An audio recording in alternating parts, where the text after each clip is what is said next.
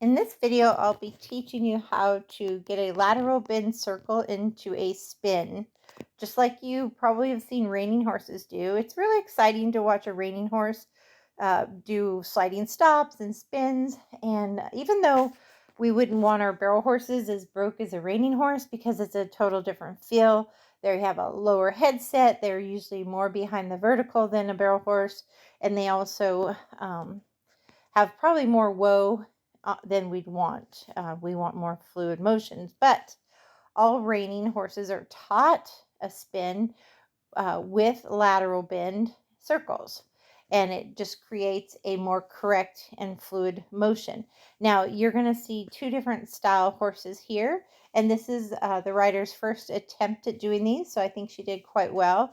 The horse on the left is more forward and front endy and strung out and more bendy. So notice when she asks this horse to come around, she's using a little too much neck rein, but that's something we're going to work on for her.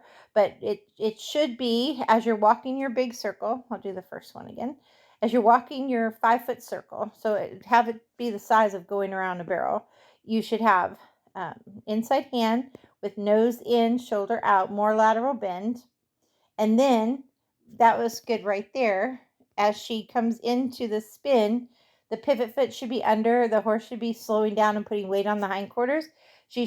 Her hands are correct here. They should come back and over an inch with the inside hand slightly higher than the outside hand. And it should be from the rider's direct rein. She used too much neck rein there.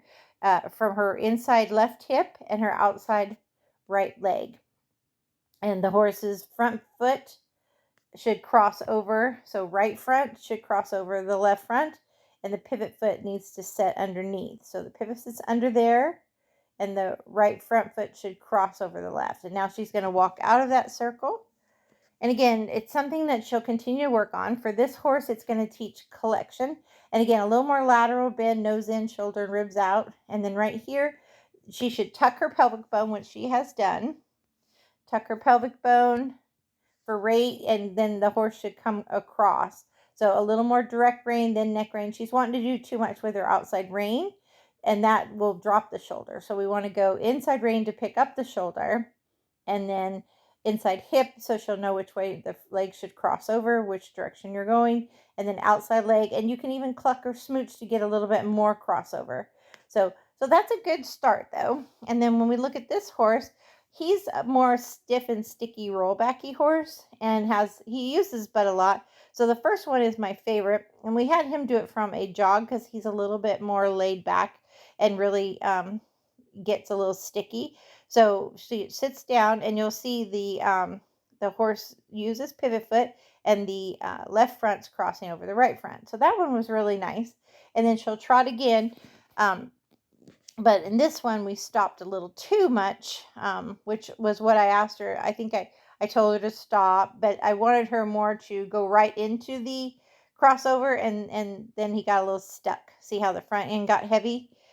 So it's more of a half halt. If you think of like dressage, it's more like tuck your pelvic bone and rate, which she does really good there. And then it's use your direct rein first to get nose and pick up the shoulder, then follow through inside hip, outside leg, and then neck rein.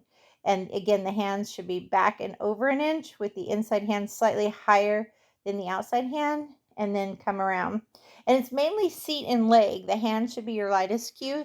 And if they get sticky, use more outside leg and cluck or smooch at them to get a little bit more movement.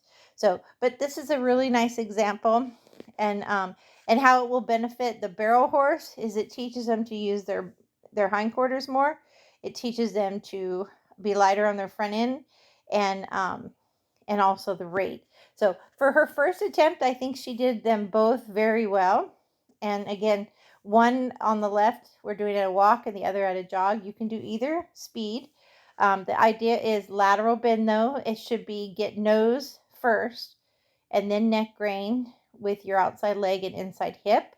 And the idea is they're just at their pivot foot and their outside leg to cross, their front outside leg to cross over their back. So the front end goes more around the back end. See how she almost wants to swing her butt on the left, so she'll have to watch that the back end moves slower. and the front end moves faster.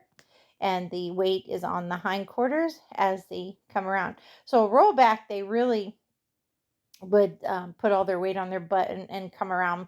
The horse on the left, she wants to be more front endy, and the horse on the right, he does use his butt well, but he can get a little stiff and sticky.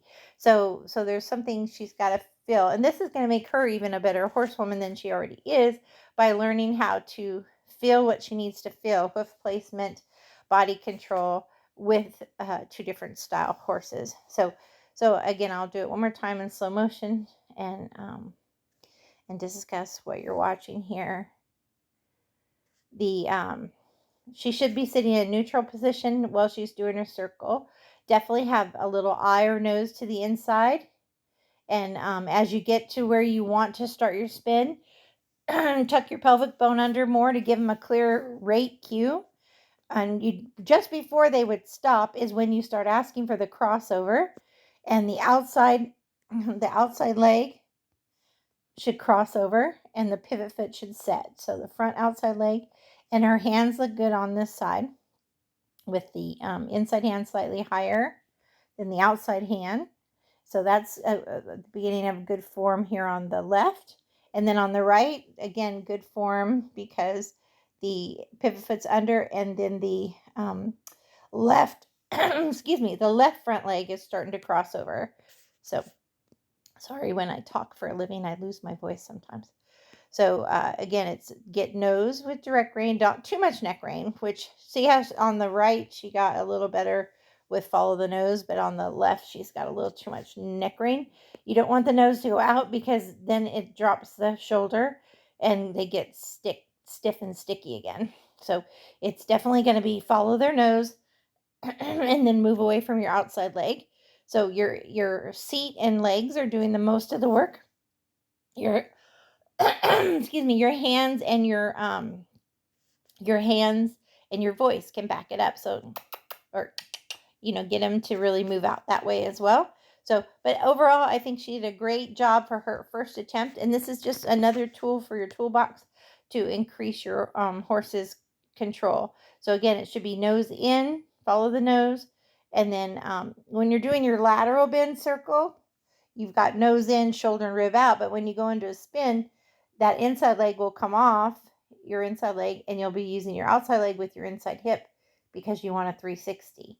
You want that spin. So lateral bend circle and then spin. So when you're using a lot of inside leg on your big circle, you'll be using more outside leg on your spin. So I hope that is helpful. And I recommend doing this 2 or 3 times a week as your part of your warm up. You can do it in the arena, in the pasture, and see if you don't have a better relationship with your horse, a communication of cues by the end of a month. Thank you.